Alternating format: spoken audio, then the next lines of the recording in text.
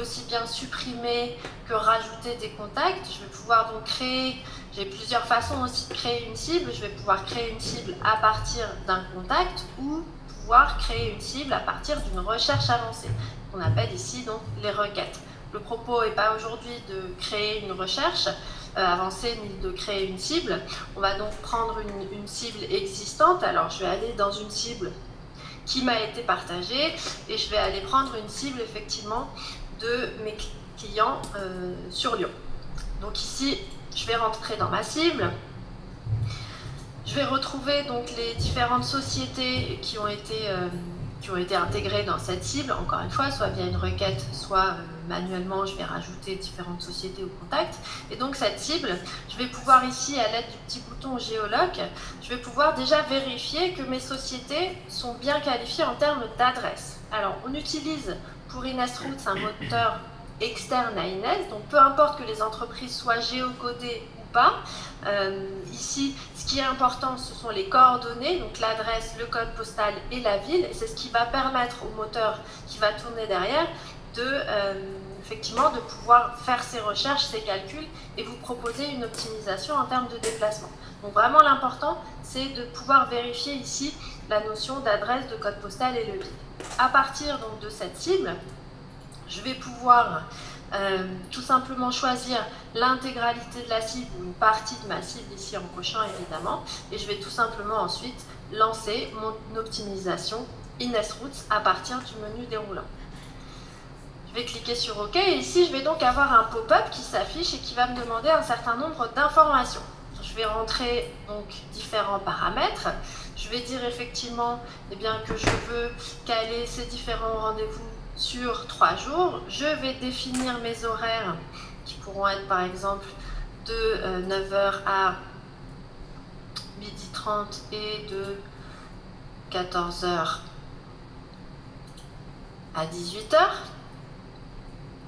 Je vais déterminer effectivement la durée moyenne de visite des clients et on va dire que par rapport à mon activité, on va passer environ par exemple 1h30 par rendez-vous.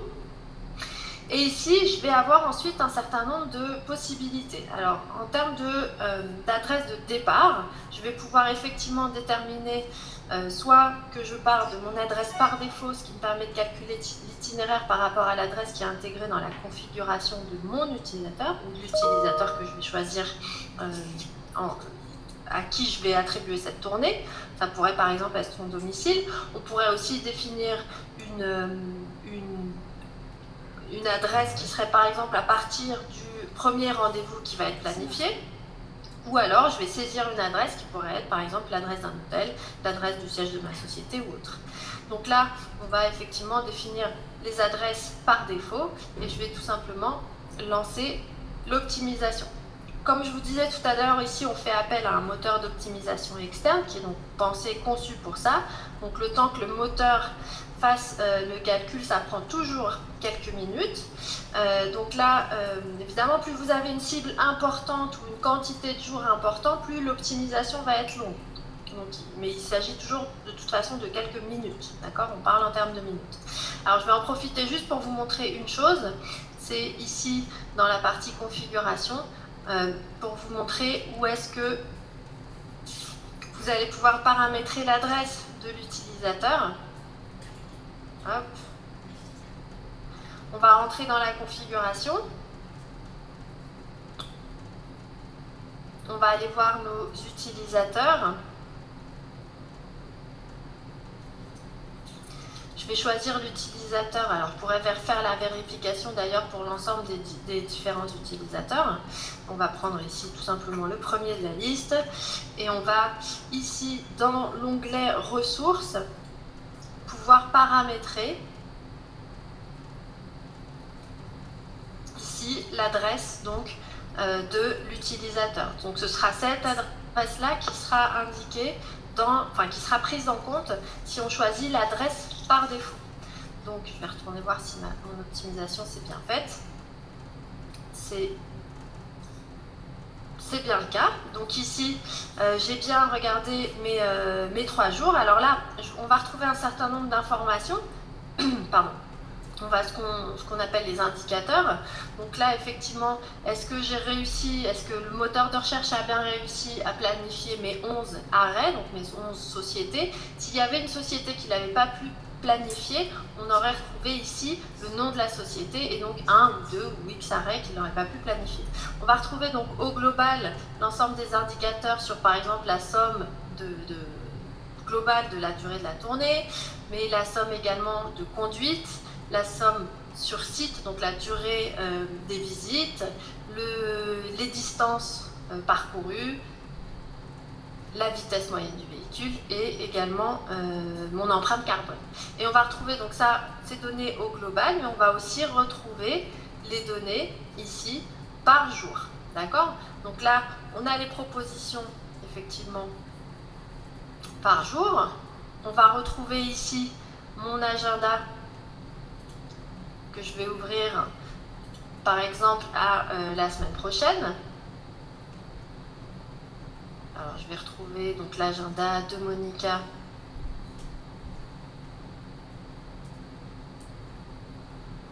On est un petit peu ralenti par le partage d'écran. Je crois que mon ordinateur, si ça coupe, vous ne en faites pas, c'est que mon ordinateur aura rendu l'âme. Alors, je vois par exemple que la semaine prochaine, effectivement, j'ai la possibilité de caler les trois jours de tournée. Donc là, tout simplement, je vais revenir ici dans mon optimisation et je vais décider sur quel jour. Alors ça pourrait être des jours consécutifs, mais ça pourrait être aussi des jours non consécutifs. Donc là, je vais le mettre par exemple au 8, au 9 et au 10. D'accord?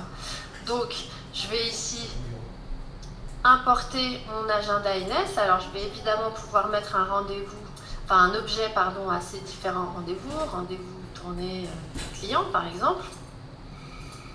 Je vais pouvoir programmer cette tournée pour un autre utilisateur que moi-même, évidemment. Ça, c'est important si on a notamment la capacité, si on est par exemple directeur commercial et qu'on va vouloir caler une tournée à un de ses commerciaux. On peut également, pourquoi pas, intégrer une catégorie qui pourrait être voilà, du suivi client. En l'occurrence, elle n'existe pas. Je vais donc ici tout simplement importer. Je valide et automatiquement, je vais bien retrouver dans l'agenda de mon utilisatrice, une fois que ce sera importé, l'ensemble des rendez-vous qui aura été calé. D'accord? Donc, voilà pour ce qui est de l'optimisation de la tournée. On va partir donc vraiment de l'aspect, on va dire, plus fonctionnel. On va partir maintenant sur des aspects un petit peu plus spécifiques, notamment la tarification et voilà, à savoir un petit peu ce qu'il en est au niveau des conditions commerciales. Aujourd'hui, ce qui est important de comprendre, c'est que ce module Ines Routes, il va se créer pour un abonnement, d'accord? Il ne va pas être associé à un utilisateur, mais à un abonnement par base, d'accord? Donc à partir du moment où vous souscrivez à Ines Routes, vous pouvez planifier des tournées pour l'ensemble des utilisateurs. Il s'agit donc d'un abonnement mensuel qui va se calculer en fonction du nombre de rendez-vous par mois. Là, par exemple, on avait une cible de 11 personnes, donc de 11 rendez-vous, enfin de 11 sociétés, 11 rendez-vous. Eh bien, ça représentera 11 tentatives d'optimisation, donc 11 rendez-vous. D'accord? Je vous mets ici les différents tarifs. Donc, on est sur un premier forfait à 250 rendez-vous par mois, puis 500, puis 1000, puis 2000, avec donc un prix de 50, 90, enfin je vous laisse regarder. On est effectivement sur un engagement de 12 mois par abonnement et un forfait de mise en place et d'accompagnement de 300 € qui inclut évidemment le paramétrage, le transfert de compétences et ce qu'on appelle, et donc le forfait, les frais de mise en service tout simplement. Voilà pour ce qui est de la partie tarifaire. Je vais effectivement maintenant passer aux questions. Alors, est-ce que Module fonctionne pour planifier des rendez-vous pour les techniciens? Oui, bien sûr. Aujourd'hui, effectivement, c'est une des possibilités, une des cibles des techniciens, des commerciaux, à partir du moment où on parle effectivement de flotte mobile ou de techniciens mobiles qui ont besoin d'accéder oui, d'accéder à des tournées. Oui, absolument, vous pouvez planifier des rendez-vous pour des techniciens. Ces techniciens doivent être, on est d'accord,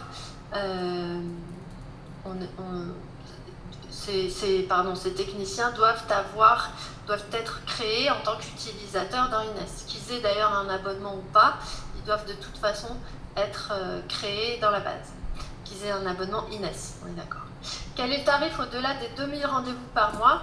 C'est une bonne question, je n'ai pas la réponse, mais je peux vous la trouver.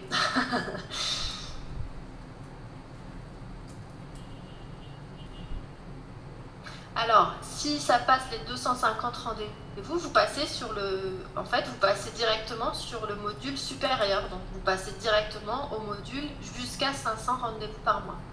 Donc, on va dire que c'est entre 250 et 500, entre 500 et 1000. D'accord? Donc, vous passez automatiquement sur le module supérieur.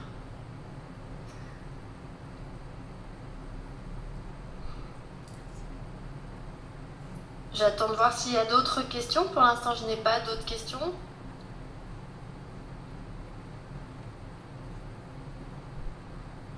Est-ce qu'on peut associer à un rendez-vous des pièces jointes? Oui, on peut associer à un rendez-vous des pièces jointes, mais pas à partir de la cible, ni de Ines-Route spécifiquement. C'est ensuite dans chaque rendez-vous que vous allez joindre un fichier joint. Oui, ça c'est possible. Et donc, c'est sur chaque rendez-vous, vous allez joindre un fichier. Alors, qui peut être un fichier partagé Ines, un fichier Google, ou qui peut être un fichier tout simplement que vous avez téléchargé depuis votre disque dur.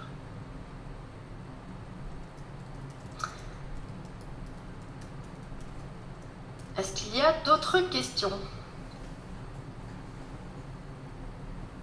Peut-on envoyer une confirmation de rendez-vous au client après la planification?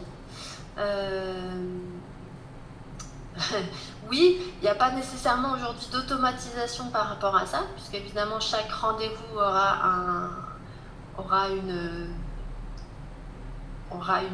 heure, une date différente. Donc il n'y a pas d'automatisation de l'envoi du rendez-vous qui intégrerait l'heure et la date. Non, pas en automatique en tout cas, ou plutôt pas en standard. Après, c'est un point que je peux soulever effectivement avec le responsable produit, voir si c'est une évolution possible de ce module, sachant que par exemple Ines-Route, on aura bientôt une des évolutions de ce module, c'est de pouvoir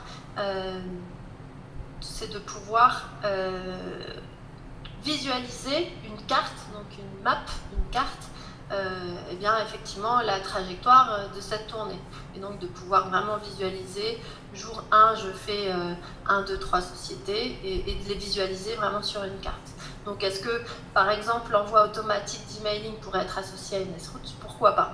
Est-ce qu'on peut associer une catégorie au rendez-vous planifié? Oui, on peut. Je l'ai montré tout à l'heure, on va pouvoir, juste avant d'importer les agendas, les rendez-vous dans l'agenda, on va pouvoir effectivement associer un objet à ce rendez-vous et associer une catégorie au rendez-vous planifié.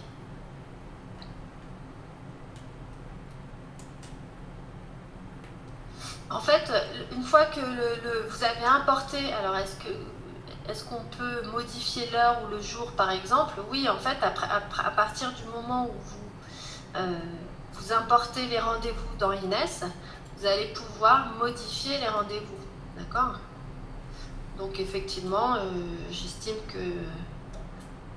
que ces deux rendez-vous doivent plutôt changer. Donc à partir de là, oui, à partir de l'agenda, on va pouvoir modifier l'heure et le rendez-vous, l'heure et le jour par exemple.